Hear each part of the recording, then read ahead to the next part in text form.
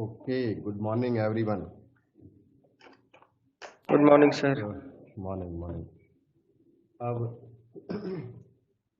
Start कर देते हैं आपकी क्लास।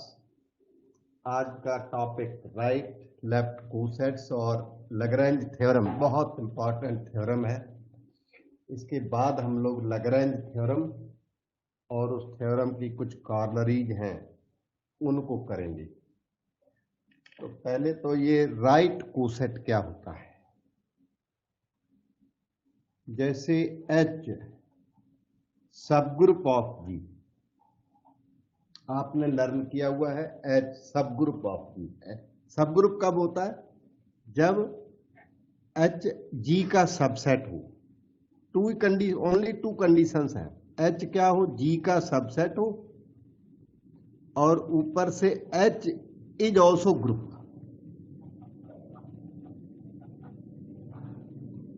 ये टू कंडीशंस के साथ H सब ग्रुप ऑफ G हो जाता है। तो H सब ग्रुप ऑफ G, ये सब ग्रुप आपके पास होना चाहिए तो आप राइट और लेफ्ट कोसेट डिफाइन कर सकते हैं। H में A मल्टीप्लाई कर देते हैं राइट साइड में, क्योंकि A स्मॉल है इसलिए ऐसा लगता है कि ये सफिक्स है, लेकिन वैसे तो मल्टीप्लाइड है। सफिक्स भी ले सकते हो। सेट है, सेट का नाम है H। HA में बिलोंग क्या करता है? स्मॉल h इंटू स्मॉल ए टाइप का एलिमेंट बिलोंग करता है। HA जिसमें ये बिलोंग करता है स्मॉल h इंटू स्मॉल ए। इसमें स्मॉल h किसका एलिमेंट है? कैपिटल H का। ये जो A दिखता है ना वो G का एलिमेंट है, ग्रुप G का, क्योंकि H सबसेट ऑफ G है तो ये A H में बिलोंग कर भी सकता है और एक्स्ट्रा एलिमेंट ऑफ G भी हो सकता है। A may belong to H, A may not belong to H, क्योंकि H G का सबसेट है। जो A जो है वो सुपर सेट में बिलोंग करता है, तो कभी कभी H में बिलोंग कर भी जाता है, कभी नहीं भी कर जाता है, लेकिन ग्रुप G का एलिमेंट ये जरूर है। ये जो मैंने लिख दिया अभी अभी, इसी को राइट कोसेट कहते हैं। राइट कोसेट क्यों कहते हैं? क्योंकि A is multiplied from the right side. Element H into A कहां है? राइट साइड में, so it is called right coset.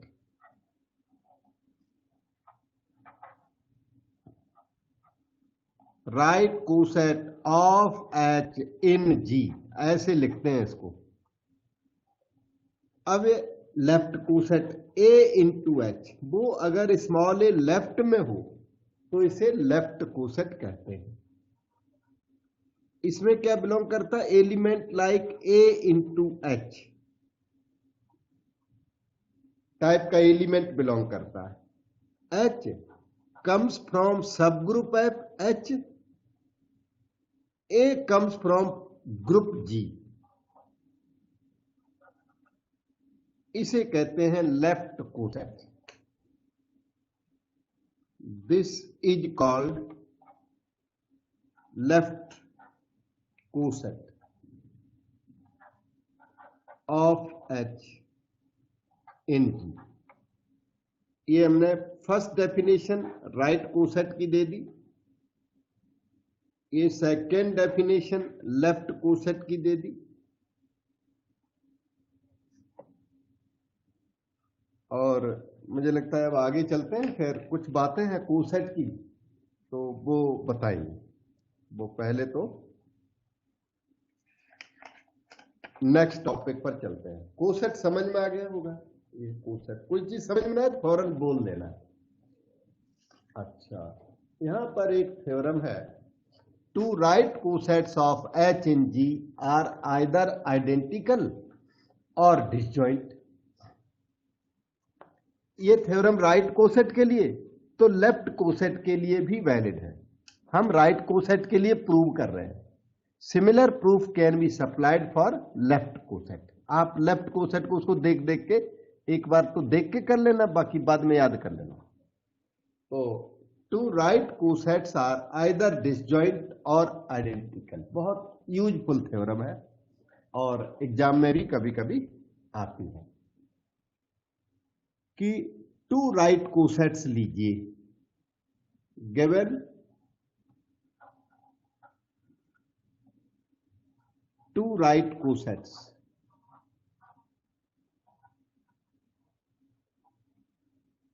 HA and HB, 2 right coset ले लिए। प्रूव क्या करना? To prove they are either identical और disjoint. Prove करना है HA इक्वल टू HB, या तो वो दोनों इक्वल सेट्स हैं। HA HB है क्या है? अल्टीमेटली सेट्स हैं। तो या तो वो इक्वल सेट्स हैं और इक्वल नहीं निकले तो वो डिसजॉइंट जरूर होंगे। HA intersection HB is empty set. 2 sets में कोई भी एलिमेंट अगर कॉमन नहीं है तो ऐसे सेट्स को डिसजॉइंट कहते हैं। तो ये डिसजॉइंट है, ये वर्ड है आइडेंटिकल। आइडेंटिकल मीन्स आपको HA equal to HB prove करना है, और disjoint means HA intersection HB equal to empty set prove करना है कि आइदर दो राइट कोसेट्स आर डिसजॉइंट, इसी को डिसजॉइंट कहते हैं। अच्छा, 2 सेट्स का इंटरसेक्शन एम्प्टी हो, जैसे ये वेन डायग्राम में अगर देखें तो ये सेट HA और वो वाला सेट HB, तो ये कैसे डिसजॉइंट है? क्योंकि उनमें कोई भी कॉमन एलिमेंट नहीं है, तो इसी को डिसजॉइंट कहते हैं। अब proof,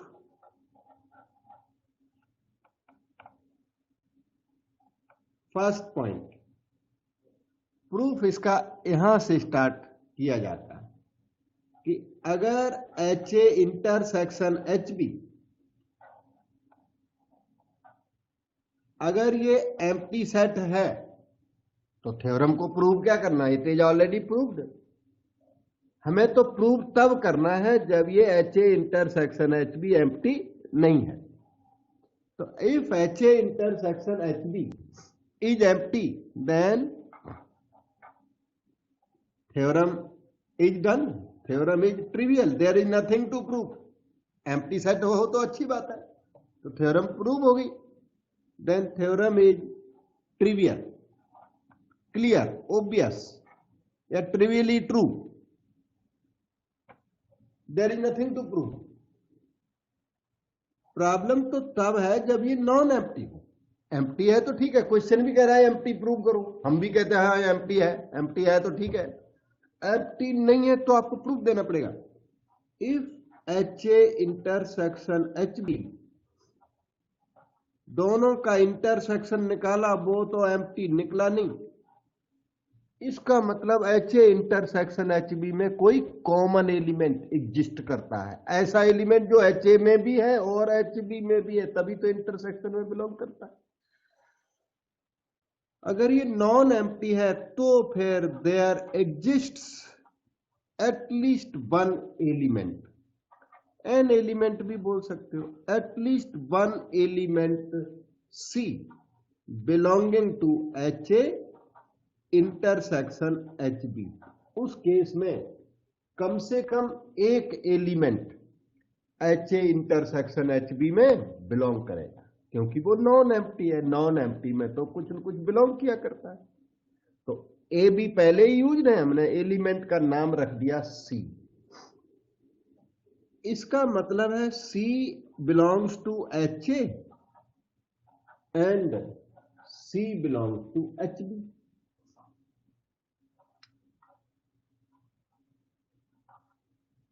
C belongs to intersection का मतलब वो दोनों में बिलोंग करता है, दोनों में बिलोंग करता है। इसका मतलब C कुछ ऐसा है, H1A टाइप का है। H1 comes from H, A comes from G, set G by definition। तो C का स्ट्रक्चर कुछ इस टाइप का होगा। फिर सी एच ए में बिलोंग करता है। एच ए में बिलोंग करने वाला एलिमेंट कैसा होता है? H1A टाइप का होता है। और क्योंकि ये Hb में बिलोंग करता है इसलिए इसका स्ट्रक्चर कोई H1B टाइप का होगा, मतलब कि H2B टाइप का होगा। अलग अलग रख लो, H का एलिमेंट यहाँ H1 वहां H2, सेम एलिमेंट होना जरूरी नहीं है, दूसरा रख लो। CH1A टाइप का होगा, उसकी वजह से CH2B टाइप का होगा। ये H1 H2 क्या है? They belong to H, of course belong to H, and AB they come from the set G by definition. HA और HB लिए हुए, उसमें HA HB में जो AB है वो G के एलिमेंट होते हैं। वो AB H के एलिमेंट हो भी सकते हैं और अलग भी हो सकते हैं, क्योंकि H is subset of G। ये दोनों वैल्यू C की हो गई, तो इसलिए क्या हुआ कि H1A और H2B दोनों इक्वल हो गए। इससे A आपका आ गया, ये H1 लेफ्ट से उठाओ, इसको पिकअप करना सीखो। ये लेफ्ट से उठाया ना तो लेफ्ट में ही मल्टीप्लाई होगा वहां राइट साइड में। लेफ्ट से पिकअप किया तो लेफ्ट में जाएगा, राइट से पिकअप करोगे तो राइट में जाता है। इससे A की वैल्यू निकल गई। क्या? H1 को उठाया, यहां पे लिख दो, तो ये H1 इनवर्स बन के उधर शिफ्ट होता है H2B सभी जगह पर। जब भी इसका इधर वाला एलिमेंट उधर ले जाओगे तो इनवर्स बन जाएगा, पर इसमें ग्रुप थ्योरी के अंदर आप काम कर रहे हैं, इसलिए लेफ्ट से उठाओगे तो लेफ्ट में ही लिखना है, राइट मत लिख देना, क्योंकि ग्रुप का कम्यूटेटिव होना जरूरी नहीं होता। इसलिए लेफ्ट से पिकअप किया तो लेफ्ट में इनवर्स होकर के मल्टीप्लाई हो जाएगा। तो A की वैल्यू H1 इनवर्स H2B हो गई। यहां तक पहुंच गए। आपको प्रूव क्या करना था? HA equal to HB। हम उसी रास्ते में हैं, HA equal to HB prove करने के रास्ते में है। HA इक्वल टू HB के लिए क्या किया? HA intersection HB non empty दिया हुआ है, क्वेश्चन में दिया हुआ है, तो उसमें फिर C बिलोंग करा दिया, इसका मीनिंग लिख दिया C belongs to HA and C belongs to HB। अपने आप ही ऑटोमेटिकली आपको यहां तक ले आया। अब एक एलिमेंट मैं लेता हूं HA नाम का, देखे रहे ना, थोड़ा सा अभी समझ में आएगा ये क्यों हो रहा है। ये कर रहे हो तो कर क्यों रहे हो, अभी पता लगता है आपको। अब इसमें ना एक H आप मल्टीप्लाई करो इस एलिमेंट में, तो ये हो जाएगा H, H1 इनवर्स H2 और फिर B। ये जो H, जितने H दिखते हैं ना, H, H1 इनवर्स H2, ये सब के सब H में बिलोंग करते हैं, क्योंकि H सब ग्रुप है। तो H2 भी H का एलिमेंट है, ये लिखा है। H1 भी H का एलिमेंट है, H1 इनवर्स भी H का एलिमेंट है। तो ये एलिमेंट H का है, कैपिटल H का, इसलिए ये सारा एलिमेंट ना HB में बिलोंग करता है। ये H में बिलोंग करता है क्योंकि H, H1 इनवर्स, जितने ये H नाम की चीजें हैं उनको मल्टीप्लाई करोगे तो वो H में बिलोंग करता है। तो ये एलिमेंट कहां बिलोंग करता है? HB में। लेफ्ट साइड वाला एलिमेंट HA का एलिमेंट है, HA का एलिमेंट, कैपिटल HA का एलिमेंट है लेफ्ट साइड। तो एक सेकंड अपना,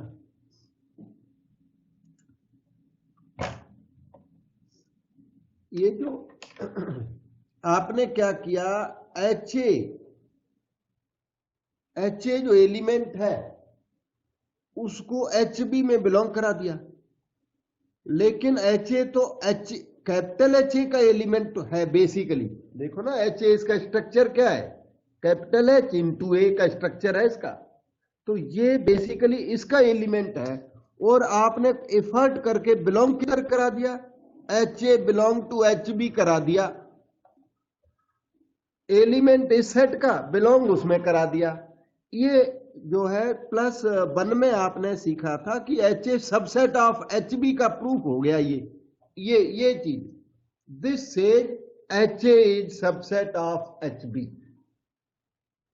सबसेट प्रूव करने के लिए फिर से यहां पर देखो, x बिलोंग्स टू a implies x belongs to b.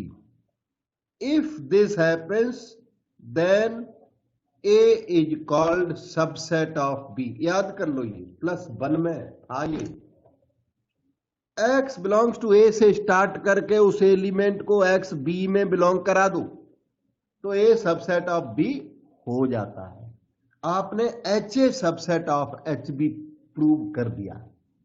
Similarly इसी तरह से हम कोशिश करें तो हम HB subset of HA prove कर सकते हैं। आपको प्रूव करने की एग्जाम में भी जरूरत नहीं है, एक पार्ट अच्छी तरह एक्सप्लेन कर देना। और ये दोनों मिलके पता है क्या कहते हैं, HA सबसेट ऑफ HB, उधर कह रहे हो HB सबसेट ऑफ HA। एक दूसरे के सबसेट ये तभी होते हैं जब ये आपस में इक्वल हो।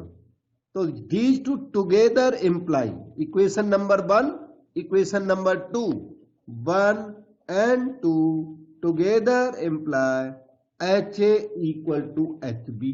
यही आपको प्रूव करना था कि या तो वो डिसजॉइंट हो, नहीं तो आइडेंटिकल जरूर होंगी। ये इसमें थ्योरम में हमने प्रूव किया। इसका जो रिकॉर्डिंग चल रही है, आपको कन्विंस ना हो तो दोबारा भी देख सकते हैं। रिकॉर्डिंग हम अपलोड कर देंगे, ठीक है। कितने भी बार देखो, आपकी इच्छा है। ओके, तो उसके बाद कोई डाउट है तो पूछोगे तो बताएंगे। अभी कोई डाउट है तो पूछ सकते हो। इस तरह से ये थ्योरम 2 नंबर की कंप्लीट हो गई। अब इसके बाद ना लैग्रेंज थ्योरम आने वाली है। तो लैग्रेंज थ्योरम में कुछ इनकी रिक्वायरमेंट्स हैं, तो आपको थोड़ा लैग्रेंज थ्योरम की रिक्वायरमेंट बताता हूं, फिर थ्योरम कर पाओगे आप। थ्योरम डायरेक्ट ठीक नहीं, थोड़ी बैकग्राउंड चाहिए उसको, तो बताते हैं आपको। बहुत इंपॉर्टेंट थ्योरम है लैग्रेंज की।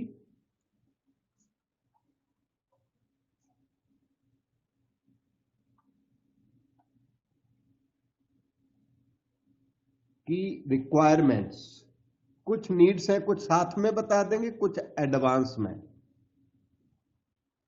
इसकी रिक्वायरमेंट एक तो ये है कि if HA1, HA2, HA3, HAM, AM रख दो या A सफिक्स N रख दो। ये हमने जो लिख दिए क्या है, राइट कोसेट्स हैं, G के राइट कोसेट्स हैं ये, ठीक है। तो अगर if these are disjoint, these are all disjoint,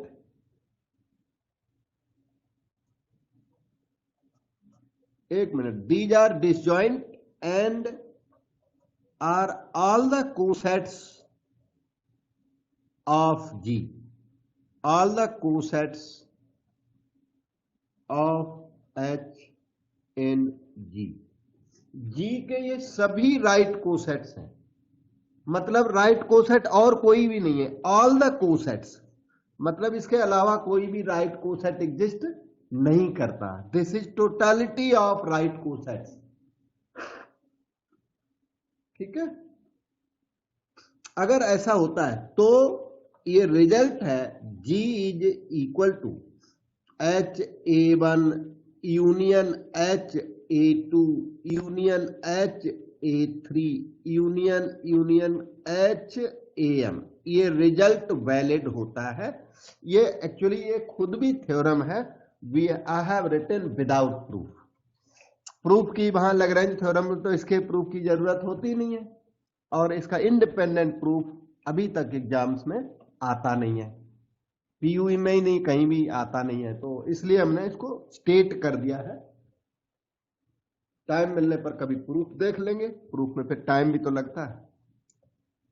तो अगर ये कोसेट्स डिसजॉइंट हैं और ये टोटलिटी ऑफ कोसेट्स है, सारे कोसेट इतने ही हैं। तो जो सेट जी है, ग्रुप जी, वो इन सब की यूनियन के इक्वल होता है, ये याद करना है। और number of elements in G in that case will be number of elements in H A one plus, क्योंकि डिसजॉइंट है इसलिए ऐसा होता है। Number of elements in H A two, जितने भी यूनियन है वो प्लस में चेंज हो जाते हैं। Number of elements in H A three plus dot dot number of elements in H A M. ये है फर्स्ट रिक्वायरमेंट ऑफ थ्योरम। अब दूसरी रिक्वायरमेंट ये है, रिजल्ट्स को याद करो, अभी याद करो, कल नहीं, फिर कल तो और दूसरे हो जाएंगे फिर, ठीक है। अब उसमें ना एक एक ऑनटू वर्ड जो आपने सीखा हुआ पहले +2 में, तो वो वन मैपिंग, वन फंक्शन या मैपिंग या ट्रांसफॉर्मेशन, ये 1-to-1 मैपिंग क्या होता है। जैसे इस तरह का एरो डायग्राम बनाते हैं, जब फंक्शन f है, मान लो ये सेट ए, ये सेट बी, तो 1 2 3 और उधर लिखो ए बी सी, तो ये देखो 1-to-1, one element goes to one है। जैसे 2 ये ऑब्जेक्ट है तो वो इमेज है, 2 का इमेज सी, 3 का इमेज बी, लेकिन one element has exactly one image, तो इसको कहते हैं वन मैपिंग। ये कोडोमेन है, इधर वाला set B is called codomain, set A is called domain.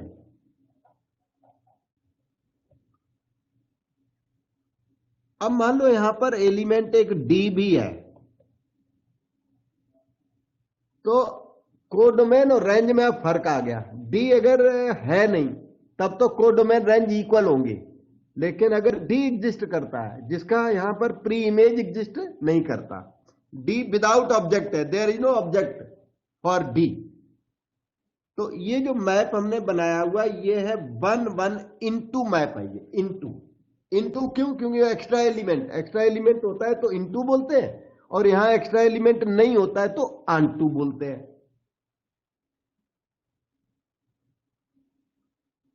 Okay, तो ये क्या है, वन इनटू मैप, तो इसी को 1-to-1 मैप कहते हैं। अच्छा, 1-to-1 मैप की ये प्रॉपर्टी आपको याद करनी है, commit to memory. 1-to-1 map कहते कब है? तब कहते हैं, इधर देखो कि fx equal to F Y से स्टार्ट करें और चलते चलते x equal to Y prove कर दें।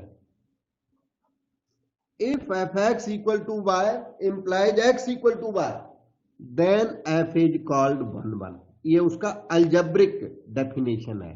मैंने काफी शॉर्ट में बताया कि अनड्यू बहुत सारा टाइम लेना भी ठीक नहीं है, तो शॉर्ट में, लेकिन फिर भी कंप्लीट है।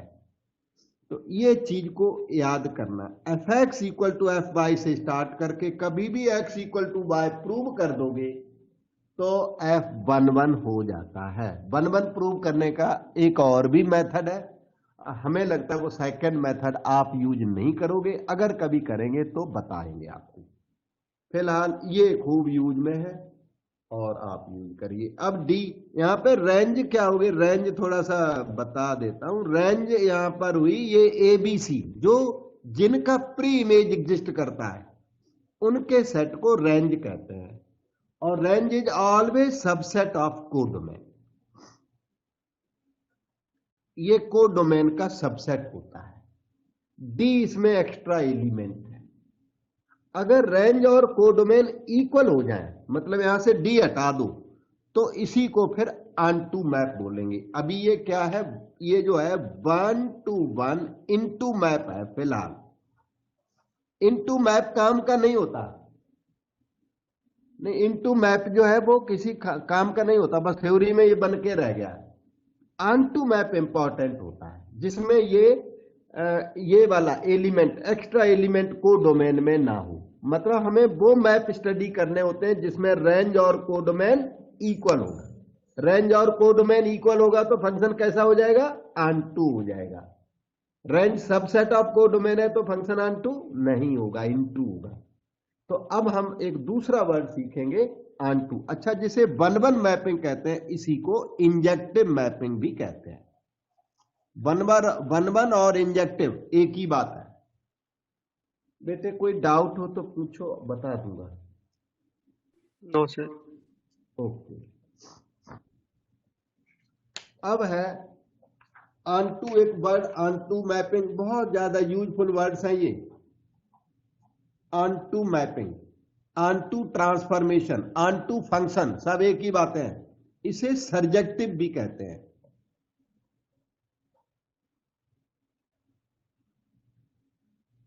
सर्जेक्टिव, जो एरो डायग्राम बनाओ तो इसका कुछ इस तरह का नजर आता है। 1 2 3, इधर ए बी सी डी नहीं हो सकता इसमें, नहीं डी अगर कर दिया तो ये इनटू हो गया।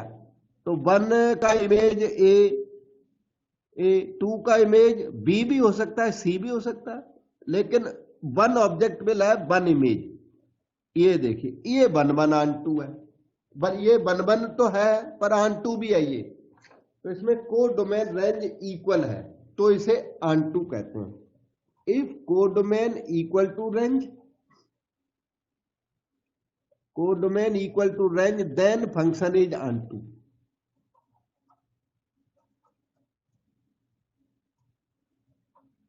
एफ को कैसे लिखते हैं? ए टू बी। राइटिंग का तरीका ये है, F is a function from A to B. इसमें ए क्या है? डोमेन। बी क्या है? कोडोमेन। और कोडोमेन रेंज के इक्वल हो भी सकता है, नहीं भी हो सकता है, आपको बताया मैंने। तो इस क्वेश्चन में रेंज के इक्वल है क्योंकि यहां रेंज एबीसी आ रही है, तो फंक्शन ऑनटू है। अच्छा, ऑनटू की प्रॉपर्टी क्या है, क्वालिटी क्या है? ऑनटू की क्वालिटी ये है कि कोई भी इमेज बिना ऑब्जेक्ट की नहीं है। All images have object. तो इमेज को ना वाई बोला जाता है। तो for all Y belonging to B, by किसे रिप्रेजेंट करता है? ए बी सी को। For all Y belonging to B there exist some X in A. For every Y there is X. हर बाई को एक्स मिला हुआ है। ए को 1 मिला हुआ है, बी को 3 मिला हुआ है, सी को 2 मिला हुआ है। तो हर बाई को एक्स मिला हुआ है, इसी को ऑनटू कहते हैं। For every image there exist object such that Y is F image of object. ये ऑनटू की डेफिनेशन है। If this happens, if for every y in B there exists x in A such that y is f image of x. x क्या है? 1 2 3, ये x's हैं आपके, ये क्या है? y's है। ईच y के लिए x हो, यही आपने लिखा है। तो y क्या है? f इमेज ऑफ x है। जैसे ये f लिखा ना, तो f image of 1 is A, f image of 1 is A, f image of 2 is B, f image of 3 is C, तो f image of x is Y। वही लिखा है, y equal to fx। If this happens, then function is onto, surjective। या फिर codomain equal to range हो तो function onto. और third word है इसमें 1 1 ऑनटू।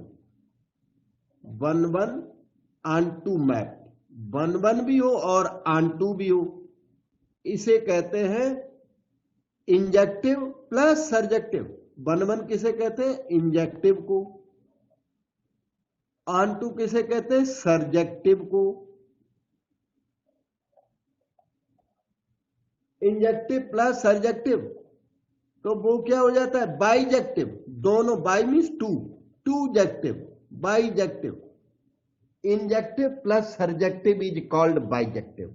1 ऑन 2 मैप्स इन्वर्टेबल होते हैं, इनका इनवर्स भी निकलता है, +2 में आपने निकाला था। यही बाइजेक्टिव मैप्स हैं जो इन्वर्टेबल होते हैं और इनका इनवर्स निकल जाता है। अच्छा, 1 ऑन 2 मैप्स अगर हैं तो 1 ऑन 2 मैप में एक क्वालिटी होती है, जैसे ही सामने वाला 1 ऑन 2 है ये, तो इसमें डोमेन और कोडोमेन में इक्वल एलिमेंट्स होते हैं। 1 ऑन 2 मैप में डोमेन और कोडोमेन में इक्वल एलिमेंट करने ही पड़ेंगे, नहीं तो ये 1 ऑन 2 होगा ही नहीं। तो इसमें क्वालिटी होती है कि order of A is equal to order of B.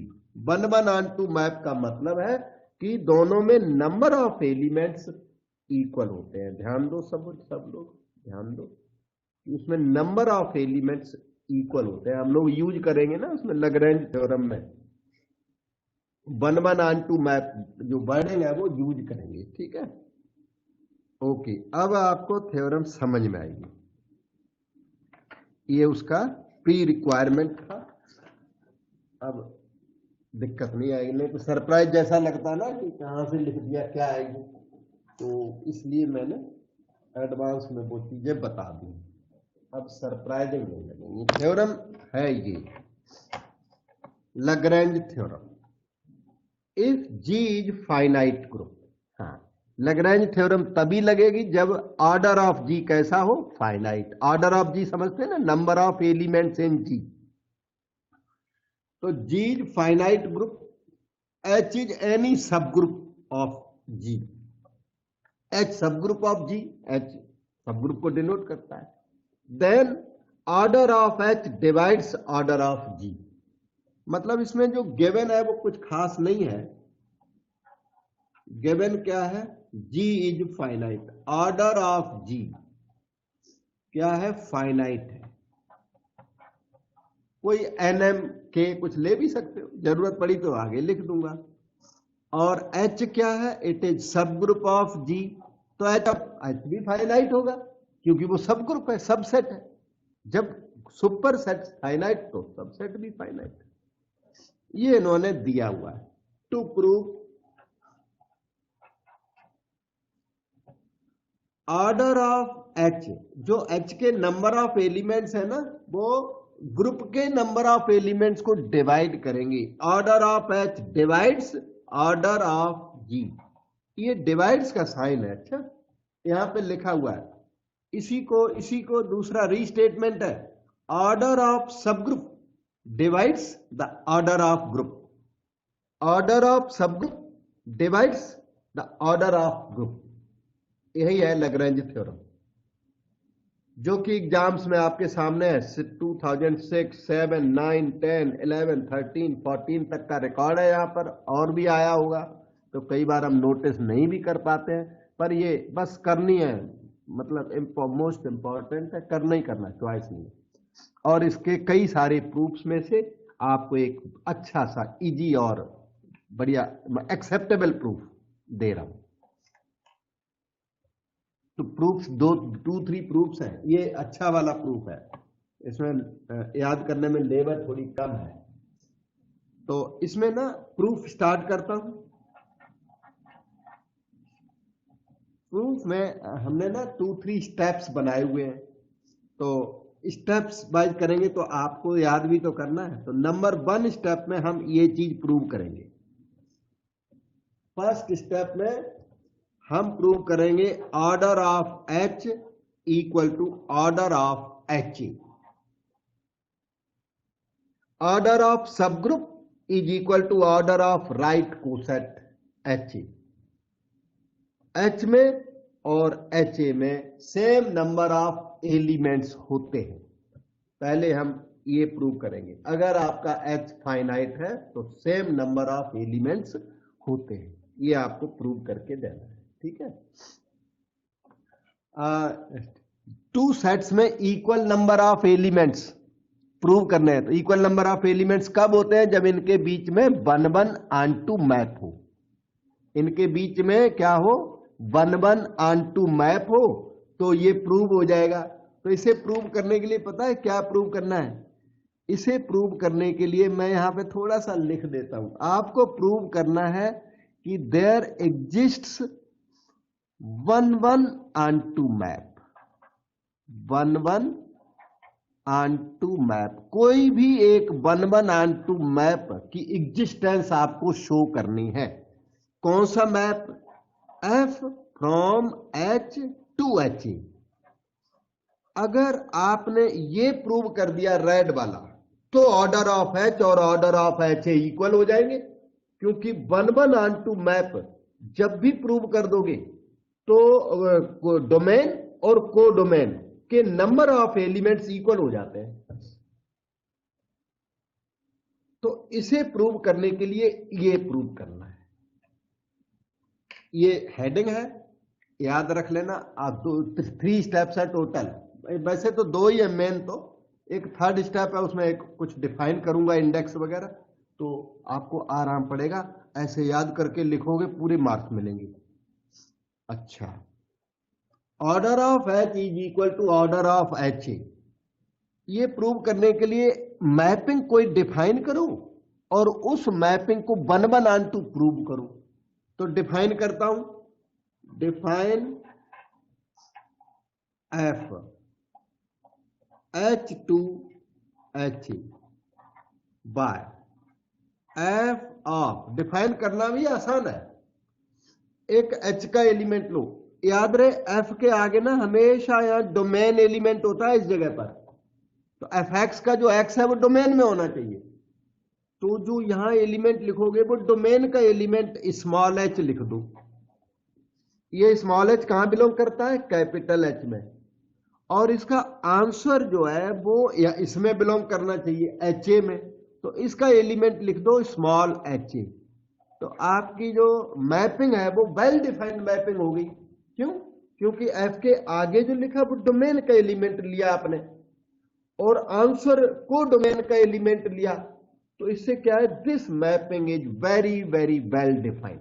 कोई क्वेश्चन नहीं कर सकता कि डिफाइन किया, क्यों कर दिया, क्या कर दिया, ये क्या नहीं कर दिया। ये वाला एलिमेंट हमने डोमेन का लिया, ये वाला एलिमेंट हमने को डोमेन का लेकर के ये नेचुरल मैप डिफाइन कर दिया। अब इसे मैपिंग को हम 1-1 प्रूव कर देंगे और onto प्रूव कर देंगे, और 1-1 onto प्रूव करते ही ये प्रूव हो जाएगा।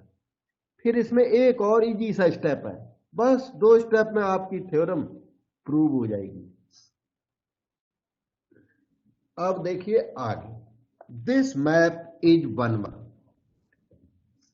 1-1 onto प्रूव करना मैंने बताया, ये प्रूव करना है। जो रेड वाला है ना, यही प्रूव करना है। वो रेड प्रूव करते ही ये प्रूव हो जाएगा। फिर अगला स्टेप में ये यूज होगा, चक्कर ये है। आपको वैसे क्या प्रूव करना है? Order of H divides order of G। लेकिन ये divides order of G prove करने के रास्ते में एक ये है, एक ये स्टेप है, ये यूज होगा, इसलिए ये प्रूव किया जा रहा। ठीक है, तो F इज 1-1। 1-1 के लिए मैंने बताया था fx इक्वल टू fy से स्टार्ट करें और x equal to y prove करें। मतलब आप ना f of h1 is equal to f of h2 से स्टार्ट करें और h1 इक्वल टू h2 पर एंड कर दें, तो f आपका 1-1 हो जाएगा। इसी को 1-1 कहते हैं। fa इक्वल टू fb से स्टार्ट करिए, a equal to b prove कर डालिए। इसमें ये जो H, जितने भी H दिखते हैं, H1 H2, they all come from capital H। कहीं कहीं थोड़ा बोलने में अच्छा रहता है। सो आपने ये सपोज कर लिया FH1 इक्वल टू FH2 और आप प्रूव करने जा रहे हो H1 इक्वल टू H2। देखिए f ऑफ H1 कितना हो गया? f ऑफ H1 हो गया H1A, f ऑफ H2 हो गया H2A। ए को राइट से कैंसिल कर दो, ऐसे कट मत करना, ग्रुप थ्योरी के अंदर काम कर रहे हो आप। ए इनवर्स दोनों तरफ मल्टीप्लाई करके ये कट होता है, पर आप इसको राइट कैंसलेशन लॉ बोल सकते हो और कैंसिल कर सकते हो। राइट कैंसलेशन लॉ, कटिंग मत करना, +1 वाली कटिंग नहीं करनी। राइट, कैंसलेशन लॉ से कट हो करके, और H1 इक्वल टू H2 हो गया F, तो 1 1 आ भी गया, 1 1 हो गया, यही है 1 1। अब रहा onto, F is onto जब आपने ये डिफाइन किया था उसी टाइम ऑन टू का ध्यान रखा था, तो इसलिए ऑन टू देखिए, ऑन टू के लिए कि मैं क्या कर रहा हूं, फॉर ऑल, वो देखो ये H A, for all H A belonging to capital H A, ये क्या लिखा आपने, आपने लिखा for every image, for all images, ये एच ए में जो बिलोंग करता है वो क्या होता है, इमेज होता है, और ये जो आंसर है वो क्या होता है, इमेज होता है। तो ये जो इमेज जो है वो इमेज सेट में बिलोंग करता है, एच ए इमेज सेट है।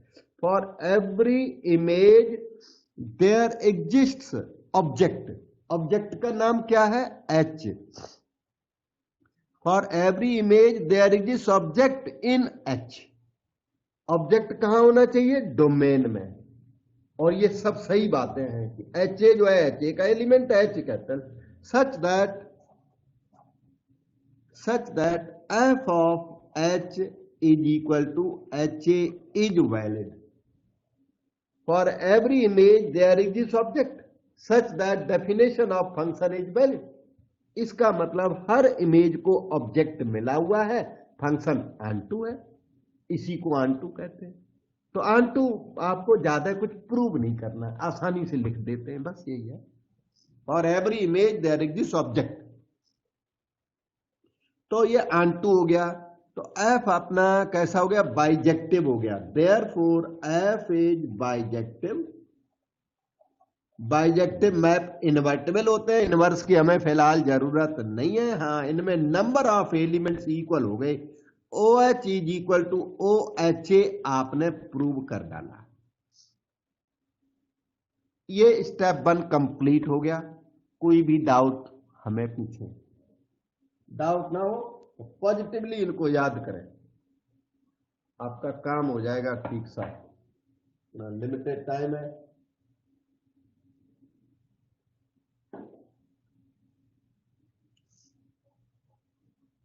अब स्टेप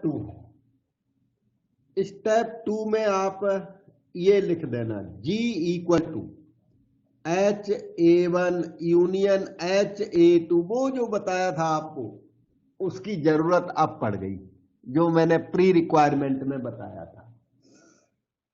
यूनियन H(A3), याद करो इसको, यूनियन H(A) का सफिक्स चाहे M डाल दो, N K P मर्जी है वो लिख दो, मैं यहां पर M लिख रहा हूं।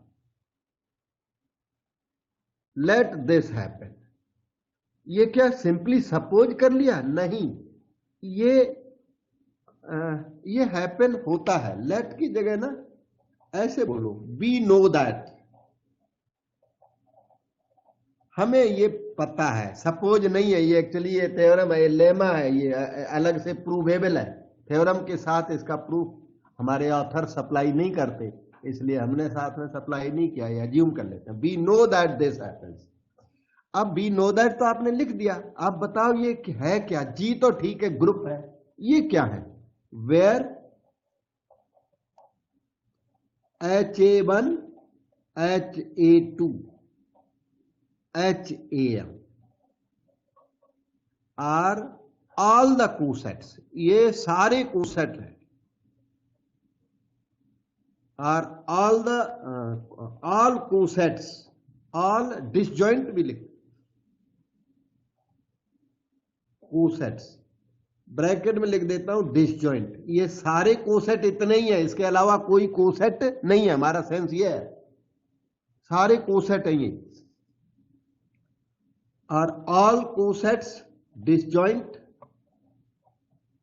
Of H in G।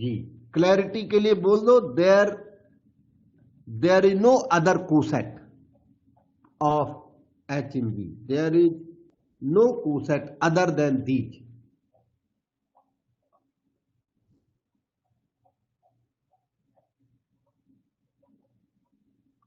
जो कंफ्यूजन ही ना हो बिल्कुल। इनके अलावा और कोई भी कोसेट एग्जिस्ट नहीं करता, तभी ये हैपन होता है। ये जो इक्वेशन तभी वैलिड है जब ये डिसजॉइंट हो। एक बात ये कैसे होने चाहिए, डिसजॉइंट, और ये all the cosets of H in G होने चाहिए। जी के ये सभी कोसेट्स होने चाहिए, मतलब एक्स्ट्रा कोसेट एग्जिस्ट नहीं करना चाहिए। ये बात हमको क्या है, पता है। अब क्या करें, ऑर्डर ऑफ जी आपको याद है, order of H divides order of G prove करना है आपको। तो ऑर्डर ऑफ जी लिखो फिर। अब प्रूफ पर आ गए आप, तो order of G will be equal to order of H A one plus order of H A two plus continue order of H A M.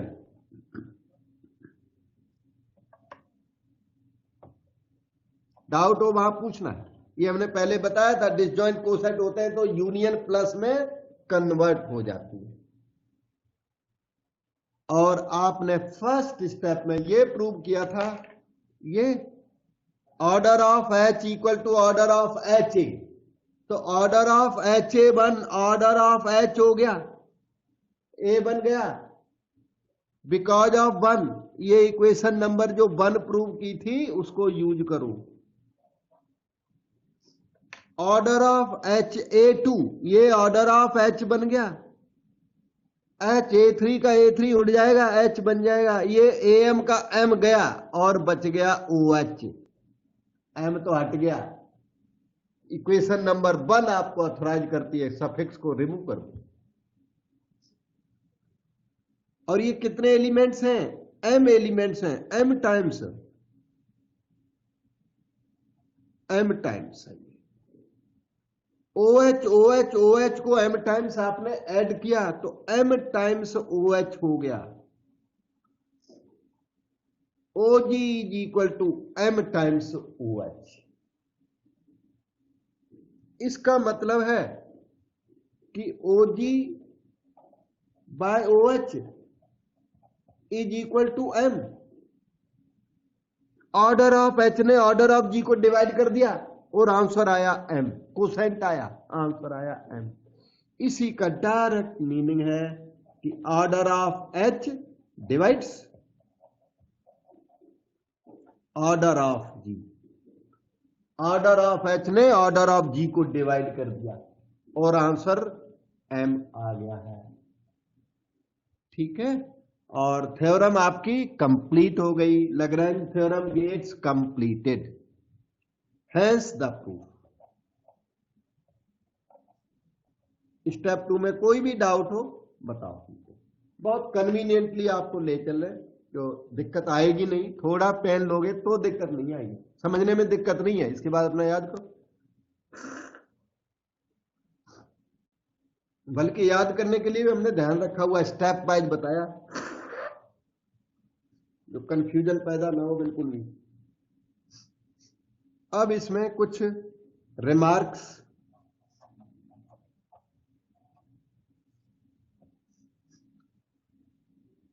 आपने m equal to O G by O H prove किया।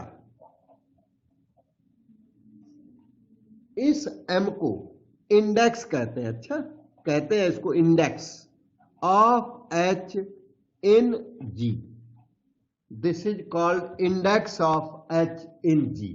ओ G by O H को ये कहते हैं, और सिर्फ कहते ही नहीं, डिनोट भी करते हैं। इसका नोटेशन ये है, ये वाला bracket, index of h in g। ये बोलने में तो इंडेक्स ऑफ h पहले है, पर लिखने में h बाद में है, और यहां रेशियो का साइन लगा देते हैं। Index of h in g लिखते इस तरह, g इज टू h, और ब्रैकेट लगा देते हैं। यही है index of h in g। कई लोग इसे index of h in g, ये देखो अजीब सा नोटेशन है, index of h in suffix g। ये सब एक ही बातें हैं, और इसको लिखते हैं, इसको इंडेक्स कहते हैं। तो मतलब आप याद करो क्या कि index of H in G, ये this is equal to order of first upon order of second. लिखने में उल्टा लिखते हैं पर है ये सीधा सीधा O G by O H, index of H in G, O G by O H. तो आपने ऊपर वाली थ्योरम में क्या प्रूव किया है? आपने प्रूव किया index of H in G is O G by O H, that is G is to H into O H is equal to O G. अगर एग्जाम में ये प्रूव करने को आए ये, तो यही प्रूफ ऊपर वाला सारा प्रूफ सप्लाई करना है। ये है रीस्टेटमेंट ऑफ लैग्रेंज थ्योरम। ये जो मैंने लिख दिया ये क्या है? रीस्टेट, क्योंकि लैग्रेंज थ्योरम बहुत इंपॉर्टेंट थ्योरम है and it is asked in different statements, तो they may ask you to prove this also. तो इसे प्रूव करने को बोलता है तो लैग्रेंज थ्योरम है ये, रीस्टेटमेंट ऑफ लैग्रेंज थ्योरम।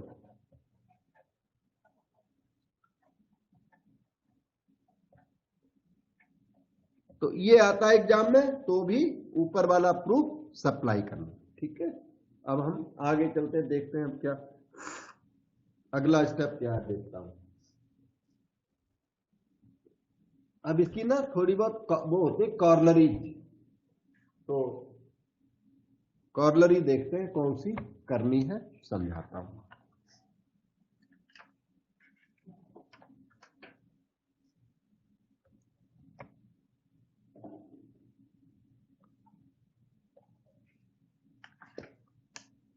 इनको रिवाइज करके याद कर लेना, कोई भी मटेरियल वेस्टेज नहीं है, सब काम की चीजें हैं।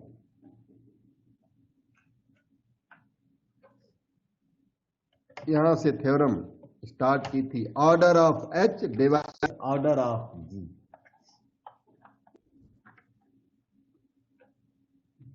अच्छा, कॉर्लरी के पहले converse of the theorem. Theorem का कन्वर्स रेयरली कभी पूछा जाता है, लेकिन 2007 में इन्होंने पूछा भी था, तो बता देता हूं। Converse of theorem is not always true. एक जनरल में ट्रू नहीं है। जब आप कोई बात बोलते हो कि ट्रू है तो उसे प्रूव करना पड़ता है, पर आप कह रहे फॉल्स है तो इसका एक एग्जाम्पल देना पड़ता है, जिसे काउंटर एग्जाम्पल कहते हैं। आपने बोला कि it is not true, it is false, converse is false. Converse true होता तो अभी कन्वर्स प्रूव करना पड़ता आपको। So converse is false, it is not true. क्योंकि कन्वर्स फॉल्स है तो आपको उसके लिए काउंटर एग्जाम्पल देना पड़ेगा। ठीक है, हाँ। तो थ्योरम ठीक है, बेसिक थ्योरम क्या है? बेसिक थ्योरम है order of sub group divides order of group. ये तो अपनी बेसिक थ्योरम है। अब एग्जाम्पल देखना, कैसा एग्जाम्पल हम सप्लाई कर रहे हैं। कि एक सेट ले लो जी, काउंटर एग्जाम्पल याद करना पड़ता है। 0 1 2 3 4 5 ले लिया, under operation of addition modulo 6। आपको एडिशन मॉडुलो 6 का हमने एग्जाम्पल दिया था एक बार पहले। तो ये क्या है? ग्रुप है, इसके अंडर में मैं ग्रुप का वो बना देता हूं। ऑपरेशन टेबल कम से कम हम यहां बनाने की पोजीशन में, ग्रुप यहां प्रूव नहीं करेंगे लेकिन टेबल बना देता हूं यहां। ये देखो, एग्जाम में तो उतना ही लिखना है जो वहां ऊपर लिखा है, पर मैं समझा देता हूं कि क्यों लिखना है। 0 1 2 3 4 5 ऑपरेशन टेबल 0 1 2 3 4 5, 0 + 0 0 1 2 3 4 5, 0 सम में ऐड कर दिया, 1 ऐड करो, 1 + 0 1 2 3 4 1 4 5। यहां पर 1 + 5 जब 6 आया ना, 6, तो वो 0 के इक्वल है। हाँ जी,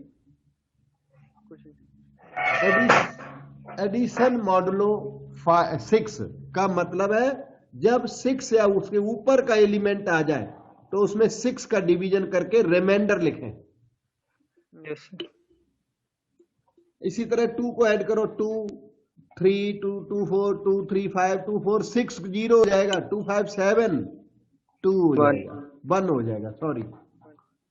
आगे 3 3 1 4 3 2 5 3 3 6 3 4 7 3 5 8 0 1 2 हो जाएगा।